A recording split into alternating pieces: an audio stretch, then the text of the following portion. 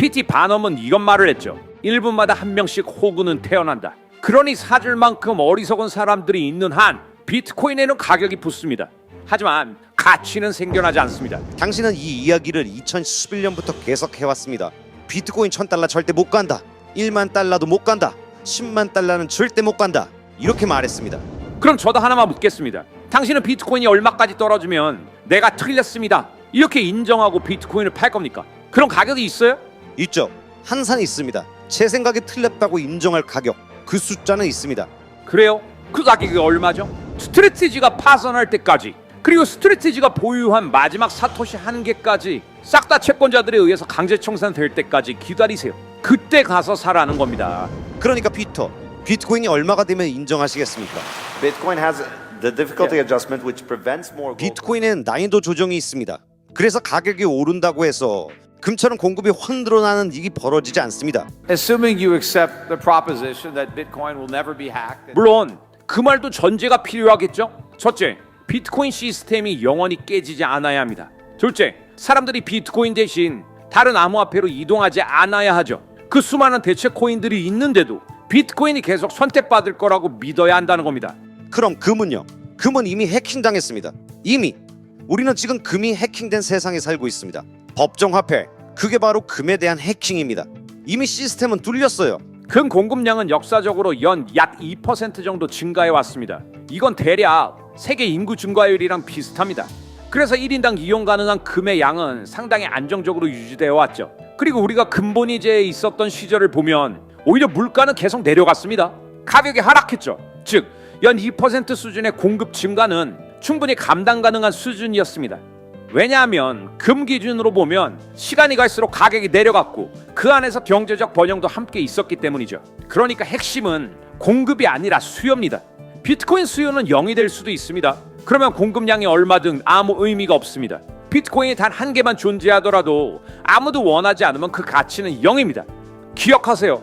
비트코인은 가격이 있습니다. 하지만 가치가 없습니다. 세상에 그걸 사줄 사람이 있기만 하면 모든 가격은 붙습니다. PT 바넘은 이런 말을 했죠. 1분마다 한 명씩 호구는 태어난다. 그러니 사줄 만큼 어리석은 사람들이 있는 한 비트코인에는 가격이 붙습니다. 하지만 가치는 생겨나지 않습니다. 그리고 언젠가 사람들이 더 이상 사지 않게 되면 그때는 공급량이 얼마인지조차 의미가 없어집니다. 그런데 피터, 당신은 이 이야기를 2011년부터 계속 해왔습니다. 그때 비트코인이 얼마였죠? 한 50달러 정도 됐을 때였나요? 그때부터 계속 같은 얘기를 하고 있잖아요. 비트코인 1000달러 절대 못 간다, 그렇게 말했죠. 그리고 1만 달러도 못 간다, 그렇게도 말했었고요. 그리고 또 10만 달러는 절대 못 간다, 이렇게 말했습니다. 그런데 결과가 어떻게 됐죠? 계속 찌었습니다. 계속 당신이 말한 숫자들을 하나씩 돌파해 왔습니다. 그래서 여기서 제가 하나 묻고 싶어요. 이번엔 좀 곤란한 질문일 수도 있을 텐데요. 제가 돌직구로 묻겠습니다. 도대체 얼마가 되면 인정하실 겁니까? 비트코인 가격이 올라가서 세상의 모든 화폐보다 더 커지는 순간이 옵니다.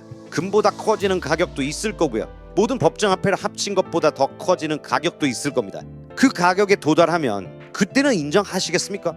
그래, 이건 돈이다, 이렇게 말할 거냐고요. So 저는 비트코인이 1달러일 때부터 비판해 왔습니다.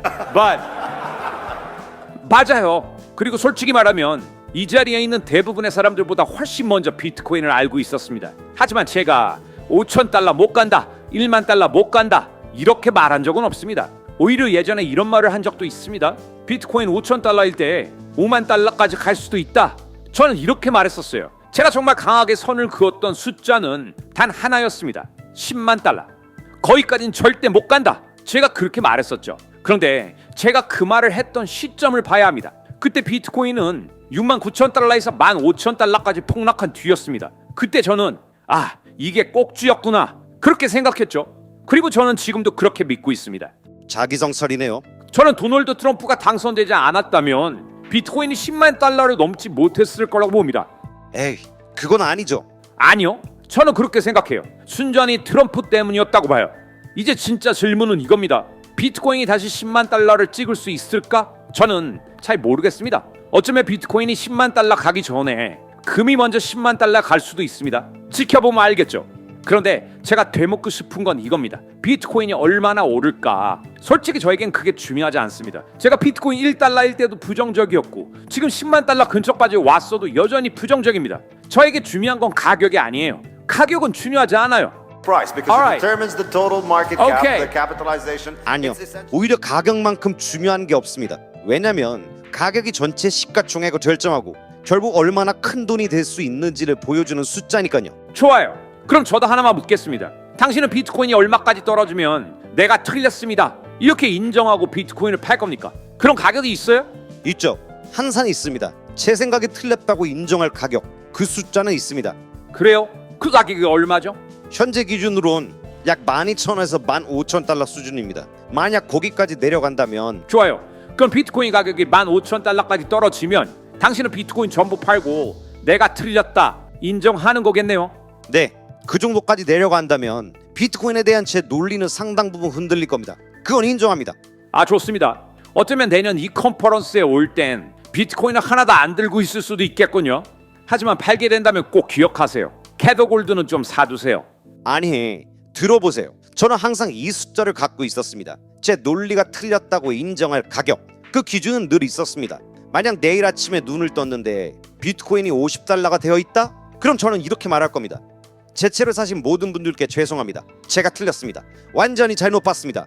그러니까 피터, 당신에게도 분명 이 정도면 내가 틀렸다라고 인정할 만한 숫자가 있어야 합니다. 비트코인이 얼마가 되면 인정하시겠습니까? 아니요.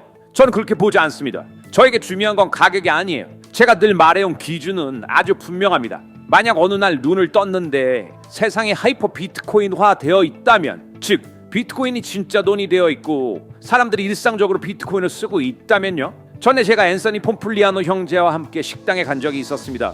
밥을 먹고 계산할 때 제가 물어봤죠. 비트코인 봤나요? 그랬더니 웨이트리스가 웃더라고요. 비트코인이 뭔지도 잘 모르더군요. 물어봤지도 않았고요. 그런데 만약 제가 어느 날 눈을 떴는데 세상 모든 가격이 비트코인 기준으로 표시되고 월급도 비트코인으로 받고 보험도 비트코인 기준으로 계약하고 전 세계가 비트코인을 진짜 돈처럼 사용하고 있다면 그땐 제가 인정하겠습니다. 그래, 내가 틀렸다, 그렇게 말하겠죠. 왜냐면 저에게 중요한 건 진짜 채택이기 때문입니다. 그런데 여러분들이 말하는 채택은 제가 말하는 채택과 다릅니다. 여러분은 사람들이 비트코인을 사는 것 보고 채택이라고 말합니다. 하지만 그건 대부분 투기입니다. 제가 말하는 채택은 돈으로 쓰이는 것입니다. 지금 대부분의 사람들은 비트코인을 돈으로 쓰려고 사는 게 아닙니다. 더 많은 돈을 벌기 위해 삽니다. 7만 달러에 사서 100만 달러에 팔고 싶은 거죠. 결국 그들이 원하는 건 더 많은 달러예요. 비트코인은 그걸 얻기 위한 수단일 뿐입니다. 그래서 지금도 많은 비트코인이 ETF를 통해서 보유되고 기업들을 통해서 보유되고 있는 거예요. 즉 현재 비트코인은 화폐라기보다 투기 자산으로 소비되고 있다. 저는 그렇게 보는 겁니다.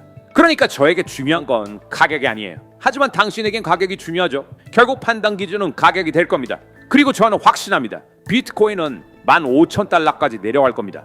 아니, 거의 확정적이라고 봅니다. 솔직히 말해서 제가 이 자리에 있는 여러분들께 드리고 싶은 조언은 딱 하나예요. 애초에 사지 마세요. 하지만 그래도 꼭 사고 싶다면 지금 들고 있는 걸 일단 파세요. 그리고 기다리세요. 스트래티지가 파산할 때까지, 그리고 스트래티지가 보유한 마지막 사토시 한 개까지 싹 다 채권자들에 의해서 강제 청산될 때까지 기다리세요.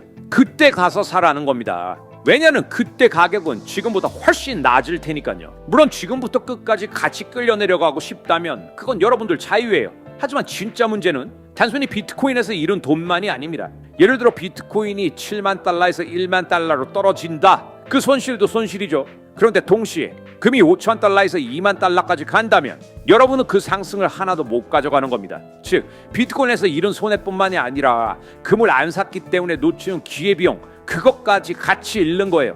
금뿐이 아니라 은도 마찬가지고 다른 자산도 그렇습니다. 그리고 보세요. 스트래티지는 지난 5년 동안 꾸준히 비트코인을 매수해 왔습니다. 그런데 제가 마지막으로 확인했을 때 그들의 전체 포지션 수익률은 4%도 안 됐습니다. 무려 540억 달러를 써서 비트코인을 샀는데 수익률이 4%도 안 됩니다. 차라리 머니마켓 펀드에 넣어놨더라도 더 나았을 거예요. 한번 생각해 보세요. 그 돈으로 금을 샀거나 은을 샀다면 회사는 지금보다 훨씬 좋은 상태였을 겁니다. 그런데 지금 손에 쥔 건 오직 비트코인밖에 없어요. 그리고 하나 더 말씀드리죠. 만약 스트래티지가 비트코인이 아니라 금을 샀다면 언제든 팔 수 있습니다. 540억 달러 규모의 금, 그건 하루 안에도 매각할 수 있어요. 하지만 스트레티지가 지금 가진 비트코인을 팔려고 한다면 시장은 그 물량을 받아내지 못합니다. 가격은 순식간에 15,000달러까지 무너질 거예요. 그리고 여러분도 같이 끝나는 거죠. 아니요. 스트래티지가 비트코인의 위협이다. 이 생각 자체가 말이 안 됩니다. 스트래티지는 비트코인의 위협이 아니라 기껏해야 자기 주주들에게나 위협이 될 수 있겠죠. 그리고 생각해 보세요. 지금 그 회사 주식을 사는 사람들은 결국 비트코인에 노출되기 위해 사고 있는 겁니다. 만약 그 사람들이 스트래티지 주식을 안 샀다면 결국 직접 비트코인을 샀을 겁니다. 글쎄요, 그건 좀 다릅니다. 스트래티지 주주들이 모두 비트코인을 원해서 사는 건 아니거든요. 완전히 다른 투자 상품입니다. 하지만 핵심은 이겁니다. 피터는 금 얘기를 하면서 아주 중요한 사실 하나를 놓치고 있습니다. 뭐냐? 금은 이미 거대한 화폐 자산입니다. 현재 전체 시가총액이 대략 30조 달러 수준이에요. 이건 비트코인의 15배에서 20배의 규모입니다. 엄청난 유동성을 가지고 있던 뜻이죠. 그런데도 불구하고 우리는 아직도 금을 돈처럼 쓰지 않습니다. 왜일까요? 쓰기 너무 어렵기 때문입니다. 너무 불편합니다. 그래서 돈의 역할을 제대로 못하고 있는 거라고요. 그게 바로 테더 골드로 바뀐다는 얘기잖아요. 제 핵심을 놓치고 있습니다. 아니요, 안 바뀝니다. 바뀔 거였다면 이미 예전에 바뀌었어야 합니다. 그게 제 말의 핵심이에요. 금에는 성장의 한계가 있습니다. 왜냐하면 사람들은 금을 가지고 자신의 현금 흐름을 완전히 대체할 수 없기 때문이죠. 결국 사람들은 계속 법정화폐를 써야 합니다. 생활을 해야 하니까요. 세금도 내야 하고 급여도 받고 각종 결제도 해야 하고 결국 규정 금융 시스템 안에서 살아갈 수밖에 없습니다. 정부가 만든 규칙 안에서 움직이고 은행 시스템 안에서 거래하고 그 틀을 벗어나지 못합니다. 그러다 보니 금은 계속 들어갔다가 나왔다 해야 합니다. 필요할 때 금으로 바꾸고 쓸 때는 다시 현금으로 바꾸고 또 남으면 다시 금으로 바꾸고 매 거래마다 환전 과정이 붙습니다. 즉 거래 비용이 계속 생깁니다. 이 비용 때문에 유동성이 떨어지고 돈이 가져야 할 핵심 속성인 교환 가능성이 크게 훼손됩니다. 결국 이 말은 금의 시가총액이 커지는데도 한계가 있다는 뜻입니다. 지금 금은 이미 약 30조 달러 규모입니다. 이건 아마 전 세계 현금성 자산의 10% 이상일 겁니다.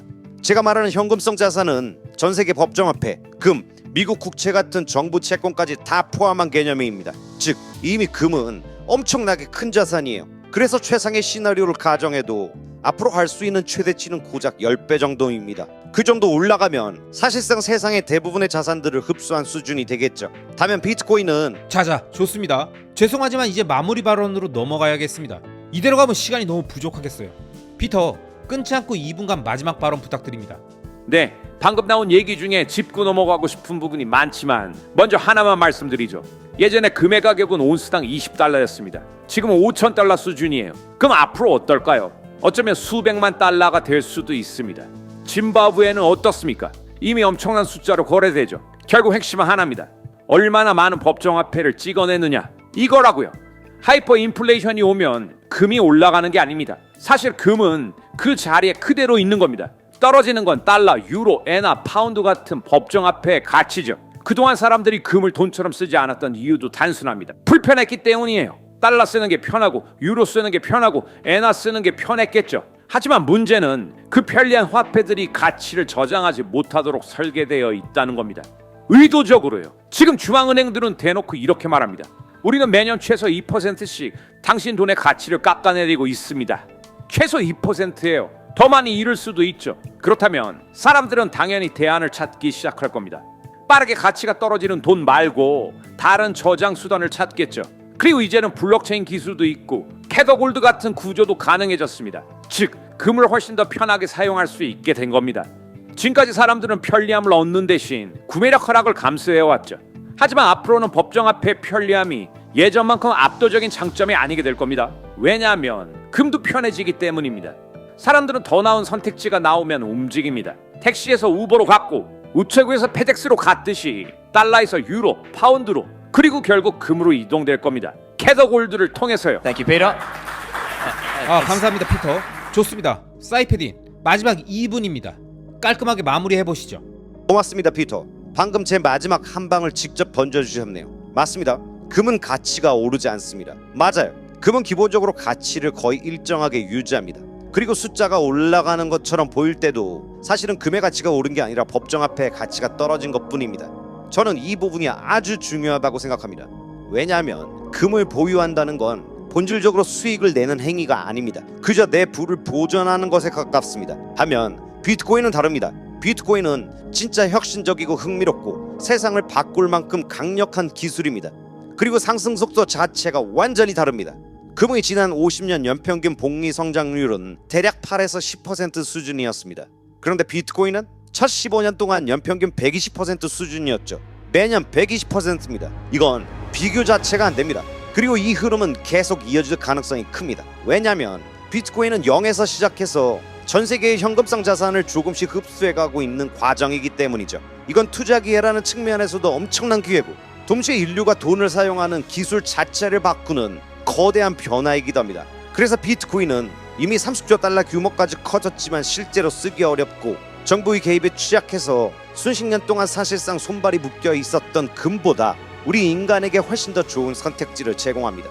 물론 근본이제로 돌아갈 수 있다면 저도 좋습니다. 저도 정말로 원합니다. 아니 딱 하나 제가 더 원하는 게 있긴 하네요. 비트코인 본이제요. 하지만 현실적으로 근본이제로 돌아가는 건 어렵습니다. 왜냐면 금을 돈으로 쓰지 않게 된 데는 기술적인 이유가 있고 정부가 개입하고 통제하기 쉬운 구조적인 약점도 있었기 때문입니다. 그래서 제가 보는 결론은 이겁니다. 비트코인은 금의 실패를 해결하는 해답이지 다시 금으로 돌아가는 이야기가 아닙니다.